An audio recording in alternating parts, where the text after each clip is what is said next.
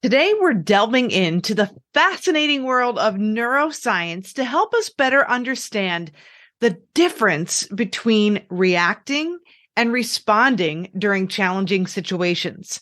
So you might be wondering, why is this important? Well, knowing how our brain works can empower us to make better choices, especially when our emotions are running high. So stick around. The following was recorded in front of a live studio audience at the Studio 21 Podcast Cafe. This is the United Podcast Network. Welcome to Rat Race Reboot. I'm your host, Laura Noel.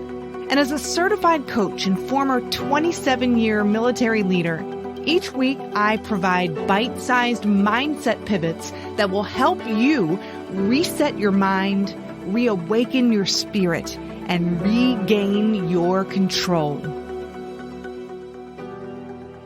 Okay, so first, I think it's important that we define these two terms, reacting and responding. So reacting is more instinctive. It's an emotional response to a person or a situation.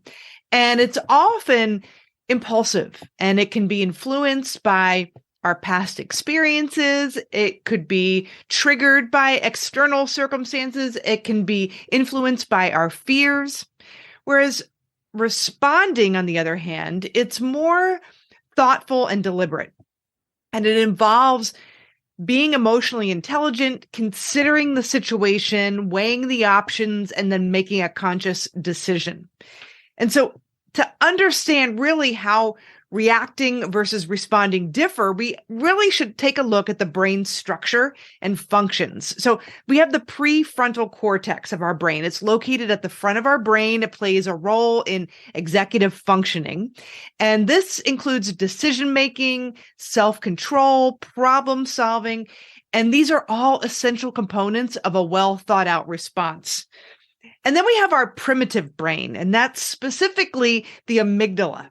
And that's responsible for our emotional reactions to something. And when we're under stress or we're threatened, that amygdala can kind of hijack our brain, and it can lead to impulsive reactions instead of kind of that calm, rational response. And so I was looking into the work of Daniel Kahneman, and he talks a lot about in his book, I think it's called Moving Fast and Slow, but he talks about system 1 and system 2 thinking. And system 1 thinking represents kind of that reactive mode, which is the fast thinking. It's intuitive thinking. It's driven by emotions. And it's our brain's default mode, especially when we're in high stress situations or we are perceiving a situation to be high stress. And then on the other hand, there's that system 2 thinking, which is sort of that responding mode. And it's more slow, it's more deliberate, it requires conscious effort. And so the key here is to recognize when we're operating from system 1, thinking and system 2 thinking. So we can understand whether we're reacting or responding. So we just got to be aware of that first. So when we're responding to situations, that's when our system 2 thinking is at play. And that prefrontal cortex is really highly involved. And this part of our brain is crucial for executive functions. It's crucial for decision-making, making informed decisions, that self-control, problem-solving, and it allows us to process information, weigh the possible outcomes, and then thoughtfully choose our actions. But when we're engaged in sort of that system 1 thinking, that's where our amygdala is taking the lead. And that's that almond-shaped structure in the limbic system. It's responsible for triggering that flight, fight, or freeze reaction or response. But it's essential for our survival. So, I'm not saying that one method is bad or one is good. We need to understand both that system 1 and system 2 thinking, know when it's being engaged and how we can kind of navigate and kind of go between both of those ways of thinking. So I'm thinking of a situation that I experienced years ago where a leader was really engaged in that system one thinking, always being kind of bounced around from situation to situation, circumstance to circumstance, and really allowing these things to trigger reactions from him. And I can remember when I came on board within an organization, and it was at the time where they were just receiving the feedback from a climate assessment. And in that climate assessment, people in the organization anonymously filled this thing out. And there was feedback in that assessment, both positive and negative, constructive, however you want to look at it. And I remember this leader got the paperwork and he was reading through the narratives in this assessment. And like I said, there were positive things in there, and then there were some not so kind things in there. And in fact, he made a beeline and honed in on some of the comments that were in this document that weren't necessarily constructive. They were actually personal attacks. And they were meant to harm. They were kind of insulting, no matter how you looked at it. And he looked at these comments, and that's in the moment, that's all he saw. Like, he was beet red-faced, angry, reactive. And I remember I was heading off to another meeting, and I talked to him for a few minutes, and I just said, look, take some time to digest this and look for the meaning in this before you react to it. You know, people, when they fill out some of these surveys, this is from their point of view. It's from their point of view and their lived experience. And they might be angry and they might be lashing out. So you have to read between the lines and look for what's useful in this information. How can we move forward with this? But in that moment, he just was not in that headspace. And he was about to go into a meeting with the entire organization. And what had happened was he did go into this meeting with the entire organization, and he specifically honed in on these comments that were meant to hurt him, and they were personal. They were attacking in nature. And he went right for the jugular, and he reacted to those comments. He threw a temper tantrum. He was yelling. People were dumbfounded, particularly people who didn't write these comments and people who were writing positive comments about the leadership in the organization. They had no clue what this was about. And he left the room, slammed the door, and then everybody else was left there to kind of pick up the pieces. And so the implications of that is it really it caused people to not believe in the system. It caused people to see him in a negative light and leadership in general. And it sent a message that leadership can't accept feedback. And now when you're left with that, you know, if you're trying to cultivate an organization of feedback where feedback is valued, that's the very opposite of, you know, setting that organization up for success, right? So people learned that they couldn't trust leadership. And you could hear people talking about the situation and gossiping about it. It didn't instill trust in the leadership and the organization as a whole.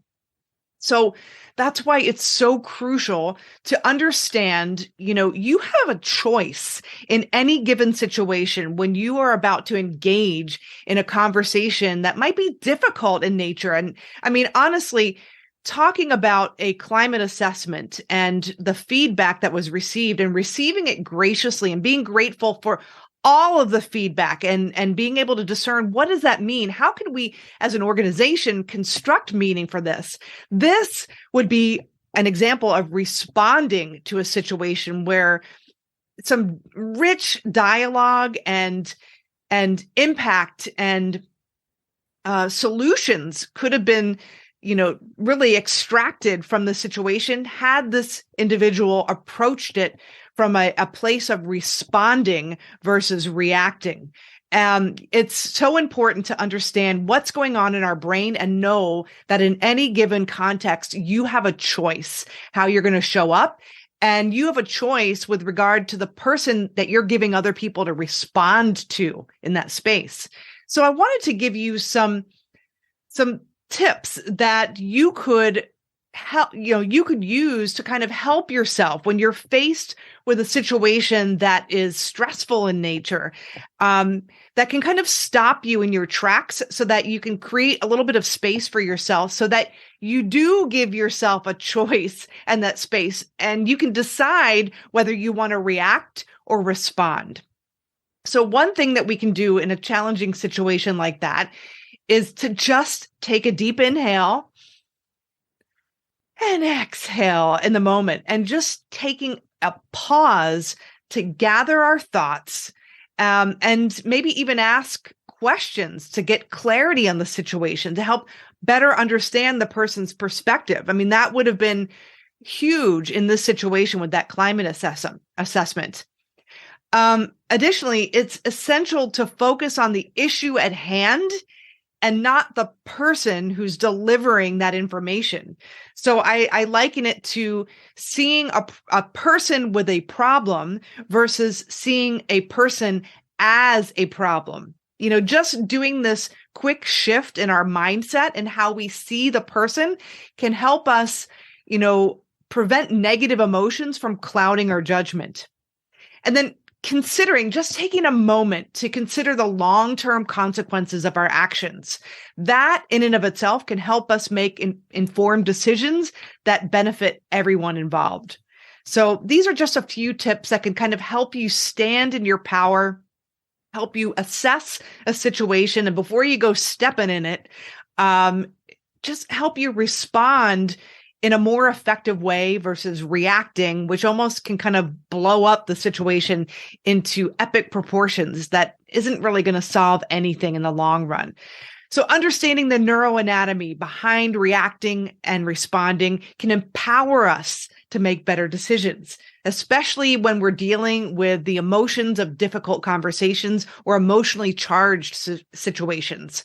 And the more we practice shifting from system 1 thinking to system 2 thinking, the more equipped we'll be and the more ready we'll be able to navigate life's challenges in a more thoughtful and deliberate manner. So I hope this has been short and sweet, but I hope it's been helpful for you. And again, these are skills that anyone can learn, and it takes practice. So if you need some support in navigating some difficult conversations or some circumstances, I want you to go to ratracereboot.com and reach out to me. Send me a message, leave some comments in the reviews of our episodes, and get in contact with me. Let me help you. Let's get in a conversation about what that might look like, how I can best serve you, and start putting some of these things into practice. And I want to hear how it goes for you.